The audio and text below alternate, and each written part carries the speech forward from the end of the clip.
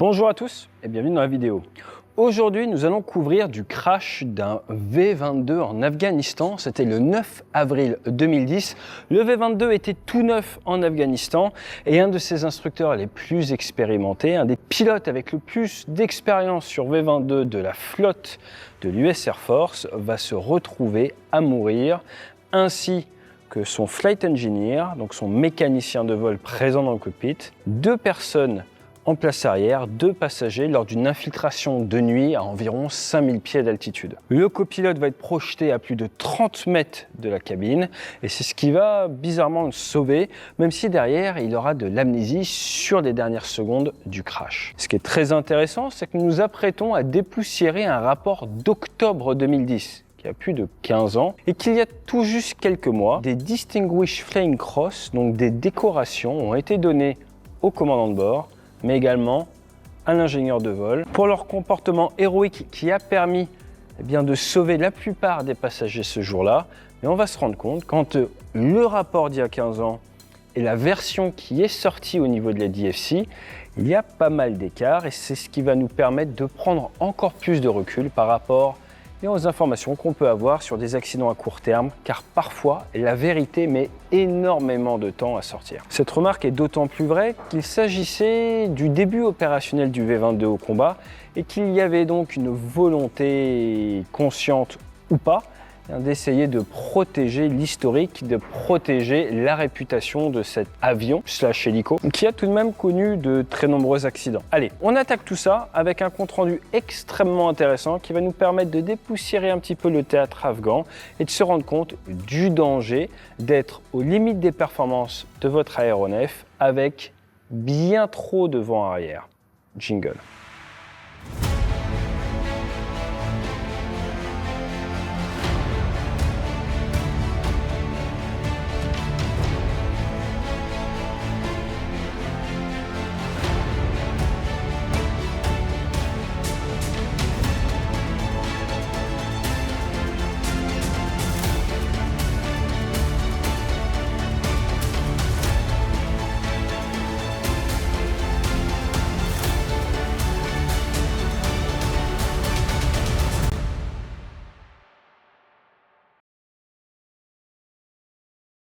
Pour se remettre un tout petit peu dans le contexte, je vous rappelle qu'en Afghanistan, 2465 militaires américains sont décédés. Cela ne compte pas toutes les sociétés militaires privées et plus de 20 000 blessés. Après, ce sont les Britanniques avec 456 morts et 7439 blessés. Les Canadiens avec 165 décès et 2047 blessés. Les Français, la France, 90 décès, 725 blessés en Afghanistan.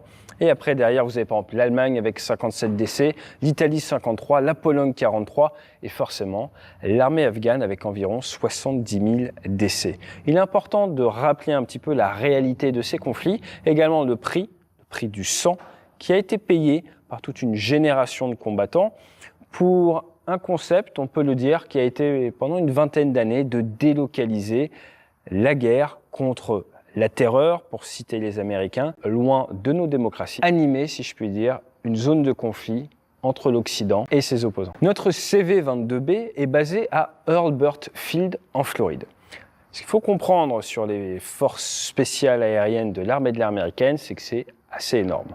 Vous avez le First Special Operation Wings. À l'intérieur de cette première Special Ops Wing, à l'intérieur de cette wing, de cette escadre, vous avez le premier Special Operation Group. Tout, il y a 4 groupes. Et à l'intérieur de ce groupe, qui a 70 aéronefs, qui a 1400 personnes, vous avez 10 escadrons, dont 9 qui volent. Et un de ces 9 escadrons, c'est le 8e Special Operations Squadron, qu'on appelle les Blackbird, et qui est spécialisé dans l'insertion, l'extraction et le ravitaillement en terrain hostile. Ils sont équipés donc du CV-22 de Bell Boeing.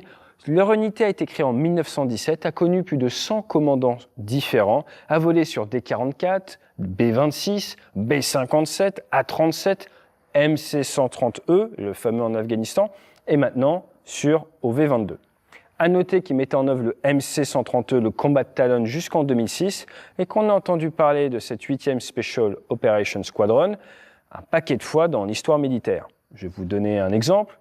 Les opérations de nuit en Laos ou dans le Nord-Vietnam, la plupart clandestines, c'était en partie eux. L'opération en 1980 en Iran où ils ont perdu 5 hommes, c'était eux. Et d'ailleurs, derrière, ils ont changé un petit peu de motto, comme on dit là-bas, et c'est « with the guts to try », en gros, avec les tripes d'essayer. En 83, en 89, Urgent Fury, Just Cause, c'est même eux qui ont rapatrié Noriega pour son procès aux États-Unis, et ça a été la première unité à connaître le feu en CV-22. Vous avez la version des Marines, le MV-22, et après, derrière, vous avez la version Air Force, le CV-22. Les premiers ont été livrés en septembre 2000 à Edwards pour les essais, Edwards où il y a tous les essais. En janvier 2007, les premiers ont été livrés en unité en Floride sur sa base en question, et l'objectif en 2016 était d'en avoir une cinquantaine. Ce V-22, avec ses rotors qui vont bouger, se transforme donc en hélicoptère à un avion et vous permet d'emmener 24 troupes tout équipées ou une dizaine de tonnes de cargo en interne ou alors 7 tonnes de cargo en externe avec un équipage de 4 personnes. En place gauche, le copilote. En place droite, le commandant de bord. Juste derrière, le flight engineer, le mécanicien navigant, et après, à l'arrière, un mécanicien navigant qui va s'occuper de la soute, qui va s'occuper de l'arme s'il y a besoin, et qui va pouvoir faire tous les petits jobs nécessaires à l'arrière. À noter qu'en place avant, le mécanicien de vol, il va devoir regarder les centrages, il va devoir gérer également les checklists, et ils peuvent préparer la machine avant que les pilotes arrivent. Le V-22, quand même assez intéressant d'un point de vue combat, puisqu'il peut aller au combat jusqu'à 500 nautiques. Ça veut dire quoi? C'est-à-dire que vous êtes à Lille, vous voulez aller déposer des troupes du côté de Marseille, ça passe. Vous y allez, vous les déposez, vous revenez. Alors, vous posez peut-être la question, comment est-ce qu'on se prépare avant d'être déployé? Il y a ce que les Américains appellent le pre-deployment, ou dans la marine, ils disent les work-ups, les montées en compétences. Donc, il va falloir s'entraîner avant de partir. À partir de novembre 2019, ils ont leur date de départ, ils savent qu'ils vont y aller. Ils sont prévus d'attaquer tout ça le 30 mars. Je vous rappelle que l'accident, c'est moins de 10 jours après. Et ils vont donc faire une montée en puissance. Cette montée en puissance, ils vont d'abord faire des détachements dans le sud-ouest des États-Unis, où c'est un terrain qui ressemble plus à l'Afghanistan. Et après, ils vont amener leurs machines à Corpus Christi, au Texas, où les machines vont monter sur des bateaux et vont être transférées vers l'Afghanistan. Pendant ce temps-là, ils n'ont plus leurs machines, donc ils font du simulateur. Ils vont au niveau du port, c'est pas en Afghanistan, c'est à côté, ils ne donnent pas d'ailleurs le nom du port. Et là, ils ont 6 heures de transit pour ramener les machines au niveau de la military base où ils vont être basés. À noter qu'entre-temps, c'est un avion moderne, un avion neuf, informatisé, il y a une grosse mise à jour logicielle et ils ont maintenant capacité à voler environ 20 nœuds plus rapidement en croisière. On va voir que ça aura un impact. Du coup, vous arrivez sur zone, vous faites un vol de familiarisation de la zone où ils vont visiter les FOB. Alors, les MOB, c'est la grosse base. Les FOB, c'est les Forward Operating Base, sont les bases avancées. Et après, ils vont également regarder les zones où ils peuvent se poser pour venir appuyer ces bases avancées. Le jour du drame, ils sont d'alerte. Et d'un coup, on leur dit qu'il faut aller récupérer du personnel au niveau d'une base avancée, d'une FOB, et après les amener à environ une petite vingtaine de minutes de vol pour les déposer, pour faire une opération. Donc là, ils se retrouvent à devoir préparer de manière assez urgente, mais encore une fois, ils sont nouveaux sur zone. Quand on est nouveau dans une zone, on n'a pas encore toute la conscience de la situation, mais souvent, il nous manque des informations. Donc, ils vont préparer leur briefing, ils vont regarder les informations météo, et ils auront les informations météo de la MOB. Ils n'arriveront pas à récupérer les informations météo des différentes FOB. Il ne s'agit pas d'aller sur Internet et de voir ce que disent les infos. Ils n'arrivent pas à les récupérer, ils ne les ont pas. Or, ça va les amener à avoir la météo à une centaine de kilomètres du point de dépose. Et ils vont se dire, ça doit être pareil au niveau du point de dépose. Malheureusement, à quelques dizaines de kilomètres du point de dépose, il y a une FOB. Et cette FOB avait fait un relevé météo, mais qui n'arrivera jamais aux opérationnels, ce qui aura un impact, on va en reparler. Juste avant qu'on rentre dans le détail, j'ai vraiment envie de me focaliser sur l'expérience récente de l'équipage, parce que je pense que c'est un des points principaux à mettre en avant. Le commandant de bord est instructeur, il sera bientôt examinateur. Ça fait 18 années qu'il vole pour l'armée, 3655 heures de vol. Il s'est engagé en 92 dans l'armée de terre, a fait un changement d'arme au bout de 7 ans dans l'armée de l'air, a volé sur les fameux MH-53, a été instructeur en 2003, a également été instructeur sur UH-1, est passé sur Osprey en 2007, instructeur depuis février 08, donc vraiment au tout début. Il est arrivé au début de la flotte. Et c'est un des pilotes qui a le plus d'expérience sur cette machine. Il est reconnu comme étant peut-être une des personnes, en tout cas la personne du déploiement, le plus expérimenté. Et on va le voir, c'est lui qui va mourir. Dans les 30 derniers jours, il a 10 heures de vol sur 8 missions et 12 heures de simu. Dans les 60 derniers jours, 22 heures et 12 heures de simu. Dans les 90 derniers jours, 42 heures et 22,8 de simu. 10 heures sur 30 jours, c'est pas beaucoup. Surtout s'il s'agit d'aller voler sous jumelles de vision nocturne à 30 mètres sol de nuit dans un terrain ennemi. Ça, faut quand même le dire. Le vol de nuit est un vol compliqué et donc là, on est face à un début de déploiement où parce qu'il a fallu amener les machines, eh bien, on a un talon d'Achille qui est celui de l'activité dans les 30 derniers jours. Pour une raison que je ne m'explique pas et qui n'est pas expliquée, ils n'ont pas pu utiliser des machines d'autres unités, peut-être qu'il n'y en avait pas assez tout simplement à cette époque-là, pour pouvoir maintenir leurs compétences, pour pouvoir arriver chaud, si je puis dire. Donc c'est toujours important cette notion d'expérience versus currency, l'expérience récente. Je vous rappelle que pour faire un vol classique, amener des passagers, il faut 3 heures, 3 atterrissages, 3 décollages dans les 3 derniers mois. Pour apponter 2 nuits sur un porte-avions, si vous n'avez pas été au porte-avions dans la semaine, vous pouvez oublier. Donne une petite idée de l'importance de la currency. Donc je dis pas que poser un V-22 de nuit en Afghanistan, c'est aussi compliqué que apponter de nuit. Je ne pense pas. Sinon, eux aussi auraient des currency d'une semaine. Mais je pense que c'est quand même quelque chose d'extrêmement compliqué, surtout en patrouille, et qu'il faudrait peut-être penser à avoir des currency, si ce n'est d'une semaine, peut-être de 15 jours ou 3 semaines, au vu de ce qu'on s'apprête à voir. La raison pour laquelle on parle de ça, c'est vous rendre compte que votre expérience ne vous protège pas. Votre expérience récente est celle qui compte. En tout cas, pour ce genre de domaine ultra spécialisé. Mettez-moi dans un Rafale à l'appontage de nuit, c'est clairement pas une bonne idée, pourtant j'en ai quelques-uns. Notre copilote, lui, il est nouveau sur CV22. Quand je dis nouveau, c'est qu'il est arrivé en septembre 2009, donc ça fait environ 6 mois qu'il est sur la machine. Il a 4,2 heures sur les 30 derniers jours. Je vais vous le redire, 4,2 heures sur les 30 derniers jours, et sur les 60 derniers jours, 4,2.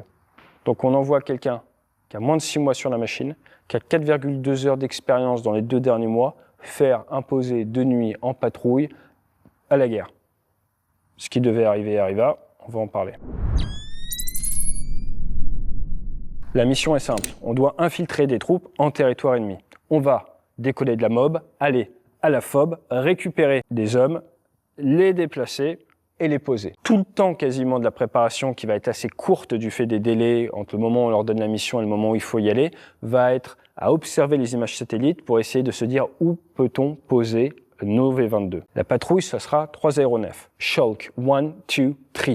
Notre avion, c'est celui du leader, le plus expérimenté. Au vu des performances du jour, on s'attend à être juste limite en termes de performance monomoteur. Point intéressant avec le V-22, il y a beaucoup de calculs de performance. On sait qu'à 5200 pieds et en dessous, on peut tenir sur un seul moteur. Et le V-22 est bien fait.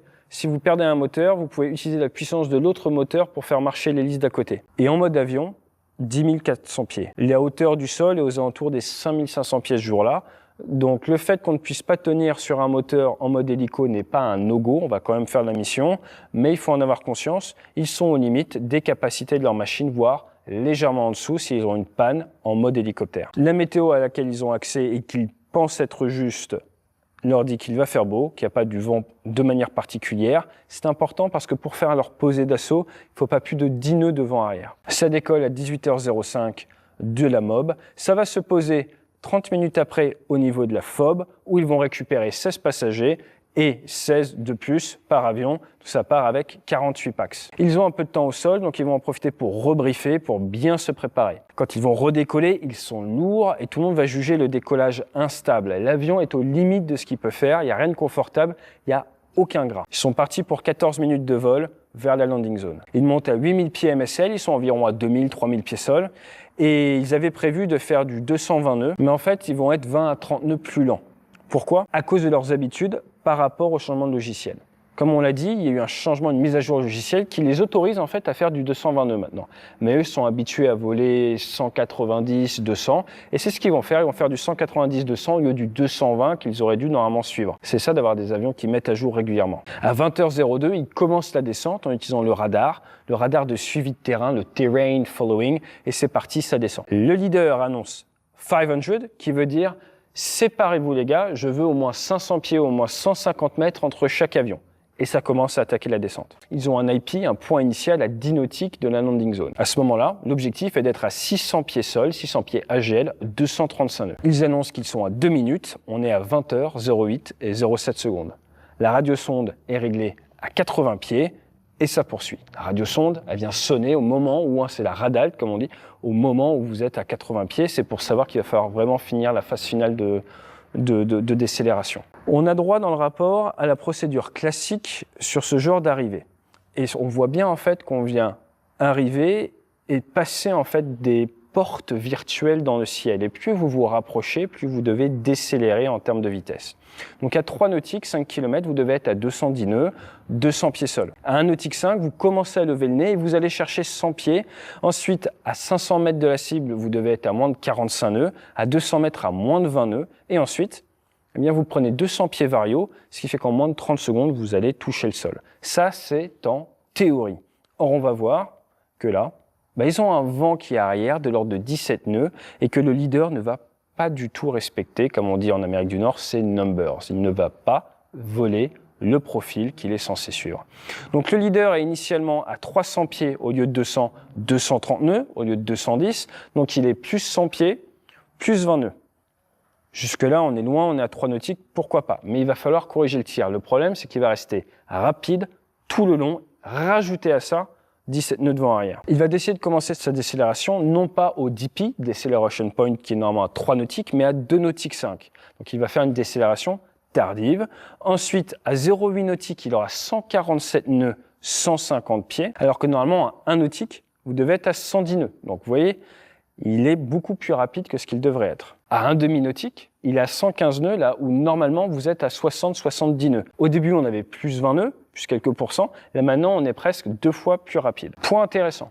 Ils sont surveillés par un A10 et également par un drone. Et de 20h08, 58 secondes, à 20h09, 08 secondes, eh bien, on voit qu'il y a 74 livres, une trentaine de kilos de carburant qui est envoyé dans le ciel, qui a l'air de couler, en fait, de l'avion. Et là, en 2010, ils n'avaient pas tout à fait compris pourquoi. Ce qu'il faut savoir, c'est que normalement, un V-22, ça va consommer au maximum 6000 livres de carburant par heure. Et pendant ces petites 10 secondes, on va avoir l'équivalent de 26 600 livres qui sont consommés. Et ça, notre responsable de l'enquête se l'expliqua, ne comprend pas. On saura plus tard pourquoi. Alors qu'ils sont toujours trop rapides, 14 degrés néo, le poste avant annonce 10, 9, 8, et là, paf, ça impacte. À 20h09 et 15 secondes, il touche le sol à 5226 pieds à MSL, à 0,23 nautiques du point de pesée prévu, à, accrochez-vous bien, 75 nœuds et 14 degrés néo. Ils ont le train sorti, une sorte de labourage de sol sur environ 30 cm de profondeur. Le train avant va remonter un petit peu, après il va redescendre, et là il va y avoir une sorte de canal d'irrigation, et malheureusement le train avant va se prendre sur le canal d'irrigation, le V-22 va se retourner, les morceaux vont partir de tous les côtés, le copilote va être éjecté, l'aile va se casser, et tout le cockpit va se retourner sur place et va broyer en fait l'équipage. Schalke 2 et 3 se rendent compte que ça se passe pas comme prévu. Schalke 3 annule, repart sur l'IP à 10 nautiques. Schalke 2 vient faire une reco, essaye de comprendre ce qui se passe. Parce qu'on est en territoire ennemi, peut-être que c'est dû au feu ennemi. Moins de 2 minutes après le crash, les survivants commencent à sortir et à se trier les uns les autres. Et Schalke 2, lui, va décider de se poser pour envoyer ses hommes assister à 20h34. Juste avant, ils étaient accompagnés par des gunships, donc par des hélicoptères d'appui-feu, qui eux, tout de suite, ça fait plus longtemps qu'ils sont là, ils sont plus habitués, ils vont tout de suite appeler les Medivac. Schalke 3, après s'être mis en attente, va venir et à 20h48 va se poser à 800 mètres pour envoyer ses hommes également aider sur place. À 20h50, Schalke 2, Entry, n'ont plus de pétrole, ils retournent à la MOB pour pouvoir refaire le plein, où ils vont rester en fait pendant 3 heures prêts à repartir, mais ne seront pas utilisés, car au final la zone du crash n'est pas extrêmement loin de point d'appui de la FOB, et ils vont décider, les décideurs, au niveau des centres de commandement, plutôt d'utiliser des hélicoptères. Je pense qu'il y a vocation à utiliser des machines qui marchent bien avec des équipages expérimentés sur zone. 2, ils ont assez de moyens. 3, l'équipe vient de perdre son leader. Si on n'a vraiment pas besoin d'eux, c'est pas la peine de les envoyer. Donc on va avoir 4 hélicoptères de Medivac qui vont arriver sur zone à partir de 20h59. Donc on est une cinquantaine de minutes après le crash et qui vont faire des allers-retours entre la zone du crash, le FOB ou la MOB pour emmener les personnes, car en gros tout le monde à bord a été blessé. À 21h48, on est environ 1 heure après que les premiers hélicos de secours soient arrivés. Le dernier hélicoptère d'évacuation repart. Au final, on a 4 décès, le commandant de bord, le flight engineer qui ont tous les deux pris des dommages au niveau de la tête dont ils ne pouvaient pas survivre, et 2 passagers à l'arrière. Pour les autres, ils vont retourner en États-Unis continentaux, ce qui marque dans le rapport comme CONUS, Continental US, et ils vont tous aller à Walter Reed, qui est le grand hôpital au Texas qui s'est occupé de tous les blessés de guerre. Dans un deuxième temps, à partir de 21h49, donc juste après que les derniers hélicos de Medivac décollent, vous avez la César qui arrive, avec pour objectif de sécuriser la zone. Ils ont également pris à bord un expert du V-22 pour commencer à comprendre qu'est-ce qui s'est passé, pourquoi est-ce qu'il y a eu ce crash, faire des photos, et derrière, ils détruiront ce qui doit être détruit. Notre compte-rendu est assez intéressant parce qu'il n'identifie pas la raison pour laquelle il y a ce crash. Il va sortir certains éléments qui ne sont pas responsables du crash, mais il va surtout sortir 10 points, 10 leçons qui sont extrêmement intéressantes, qui s'appliquent que vous soyez pilote d'aviation légère, pilote professionnel, pilote militaire, si vous avez un métier tout simplement, ou si vous êtes vivant et que vous êtes humain et que vous voulez utiliser un petit peu ce retour d'expérience dans la vie de tous les jours, en fait, vous allez voir, c'est extrêmement intéressant de comprendre comment un des pilotes les plus expérimentés sur V-22 s'est tué sa première semaine de déploiement avec sa nouvelle machine au combat. Le compte-rendu rentre vraiment dans les détails sur différents points. Dans ces enquêtes, il y a un rapport facteur humain. D'un point de vue facteur humain, ils mettent en avant le fait que le copilote souffre d'amnésie sur les dernières minutes avant le crash. Ce qu'ils vont faire ressortir, c'est la partie erreur. Ils sont arrivés trop rapides, n'ont pas respecté les bons chiffres au bon moment, donc il y a, d'un point de vue humain, de l'erreur à prendre en compte. Il y a également du scan visuel. Vous n'arrivez pas avec les mauvais chiffres si vous avez le bon scan visuel. Il y a également une mauvaise gestion et une mauvaise estimation du risque. Dans l'armée américaine, mais je vous conseille même de le faire dans la vie de tous les jours, on fait de l'ORM, Operational Risk Management, quel est le niveau de risque de la mission. Et ce qu'ils ont sous-estimé dans la préparation, c'est la météo. Ils sont arrivés avec 17 nœuds arrière, alors qu'ils sont normalement interdits de faire ce type d'approche avec plus de 10 nœuds arrière. Vous avez du vent arrière, pour faire très simple, les performances de votre machine sont beaucoup moins bonnes. Ensuite, ils ont délayé une action qui était nécessaire. Dans ce cas-là, eh bien, il fallait ne pas poursuivre l'approche, remettre les gaz et changer d'axe. Si vous voulez un exemple assez similaire, vous avez l'Airbus A340 à Toronto qui s'est posé avec du vent arrière. Ça s'est très mal terminé également. Il n'y a pas eu de mort, mais l'avion est sorti de piste, a été perdu, a pris feu, il y a eu des blessés. Ensuite, il y a eu du caution, donc de l'alarme dans le cockpit qui a été ignorée. Il y a eu plusieurs fois low altitude sur la phase finale qui n'a pas été apparemment pris en compte par l'équipage. Ensuite, il y a un côté facteur humain sur des décisions en opération extérieure. On sait tous qu'en opération extérieure, on va changer nos critères décisionnels. On ne devrait pas, mais ça va influer. Et je suis prêt à parier qu'il y a également une pression du fait d'arriver à un nouveau type d'aéronef sur la zone de combat. Vous ne voulez pas commencer dès votre première insertion à dire non, on n'y va pas, on met les gaz, alors que vous arrivez avec la toute nouvelle machine, ce qu'on appelle le shiny jet syndrome. Tu arrives avec la toute nouvelle machine, toute belle et toute neuve, tu te mets une pression supplémentaire parce que tu as envie de faire le job. Ensuite, derrière, il y a eu de la violation, de la poursuite alors qu'ils n'auraient pas dû, à cause des 17 nœuds arrière, ils le savent dans leur système, et à cause du non-respect de la procédure d'approche. Donc ça, c'est d'un point de vue facteur humain, et c'est ce qui ressort sans pour autant dire tiens, c'est à cause de ci ou c'est à cause de ça. Après, il y a tous les éléments autour qui viennent se rajouter. Donc on a vu le facteur humain, maintenant qu'en est-il des facteurs environnementaux? La météo. La météo n'était pas terrible, avec une visibilité restreinte, là où il s'attendait à avoir une meilleure visibilité. Sur zone, au niveau de la landing zone, il devait y avoir un éclairage avec une lumière, il y en avait deux. Ça a par exemple accaparé l'attention du copilote qui ne comprenait pas et avait du mal à reconnaître ses repères, puisque normalement il doit avoir une lumière et là, il en voit deux. On a également eu, pendant un moment, une réflexion sur le brown-out. Avec un hélicoptère, avec une voilure tournante, vous pouvez vous retrouver à ne plus rien voir à cause des poussières soulevées. Ça a été retiré car comme ils sont arrivés à plus de 70 nœuds, en fait, il n'y a pas de brown-out à ces vitesses-là. Vous les aurez qu'à basse vitesse. Et après, derrière, point intéressant, il parle de souci du transfert négatif. Le transfert négatif, c'est vous avez été formé, entraîné avec une version du logiciel, on vous change le logiciel, il y a eu la mise à jour, et du coup, eh bien, vous revenez vers vos méthodes d'avant, surtout qu'ils ont eu pas beaucoup de vols d'entraînement avec les nouveaux logiciels. Ce qui est très intéressant également, c'est que le copilote qui a survécu, dans sa mémoire, se rappelle avoir annoncé 0,4 nautique 40 nœuds, 0,3 nautique 30 nœuds. Vous êtes censé normalement décélérer au fur et à mesure que vous vous rapprochez. Vous êtes à 0,5 nautique 50 nœuds, 0,4 nautique 40 nœuds. Et lui est persuadé qu'ils avaient les bonnes vitesses, alors que la data montre que non. Et là, eh bien, le compte-rendu parle du danger de l'attente. Vous attendez à voir quelque chose et en fait, votre cerveau vous joue des tours. On aime bien dire, on entend ce qu'on attend. Et généralement, on a tendance à lire ce qu'on attend également. Les autres points mis en avant sont la désorientation spatiale, il fait nuit, il n'y a pas beaucoup de lumière, le fait qu'ils n'aient pas eu beaucoup de temps pour briefer, qu'ils aient été contraints, et l'absence de bonne supervision alors qu'ils étaient tout nouveaux sur le théâtre. En définitive, ce qu'on voit à la fin du rapport, c'est qu'ils ne peuvent pas dire exactement pourquoi il y a eu cet accident. Qu'ils ont fait 90 interviews, 18 heures de simulateur, qu'ils ont identifié 10 facteurs, mauvaise préparation météo, mauvaise approche, du vent arrière, le manque de visibilité, une saturation mentale chez l'équipage, une distraction de l'équipage, le transfert négatif à cause du logiciel, la volonté de faire la mission, une vitesse verticale trop forte et inattendue, et peut-être une perte de poussée. Et ce peut-être perte de poussée est crédibilisé par le fait qu'à moins d'une minute du posé, il s'est mis à y avoir une discussion qui a été entendue par certains passagers, apparemment assez virulente et assez forte, entre le commandant de bord et l'ingénieur de bord. Le copilote ne s'en rappelle pas, mais d'autres passagers ont entendu que le commandant de bord, qui d'habitude est extrêmement calme, était apparemment dans les tours. Et c'est là où on va voir une autre vérité sortir près de 15 ans plus tard. Fin 2024, le Major Voas, mais également le Master Sergeant Vaquet, qui était le commandant de bord et notre flight engineer, ont été décorés de la Distinguished Flying Cross, qui est une très très haute décoration américaine.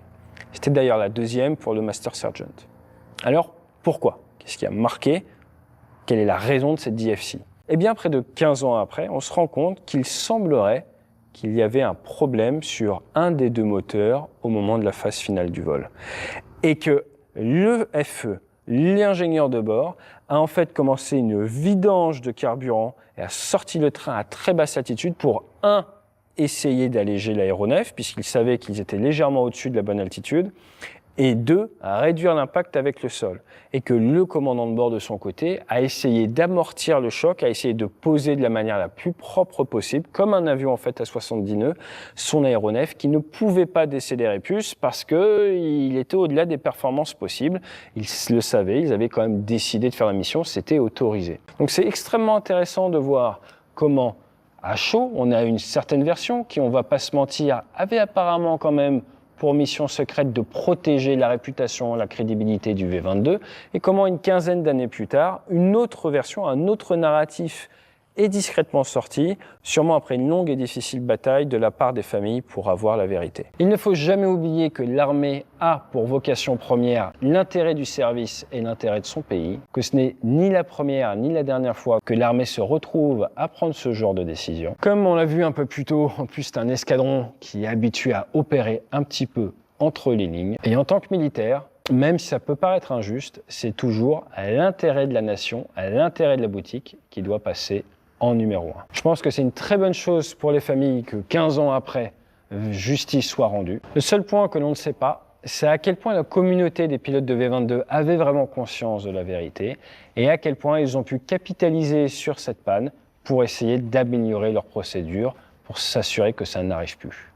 La réponse est historique, si je puis dire. Il n'y a pas eu d'autres accidents de ce genre avec des V-22 en Afghanistan. Et il y en a eu d'autres, pour d'autres raisons. On pourra en parler sur la chaîne si vous le souhaitez. Dans tous les cas, je vous dis à bientôt dans votre entreprise. N'hésitez pas à vous abonner et fly safe.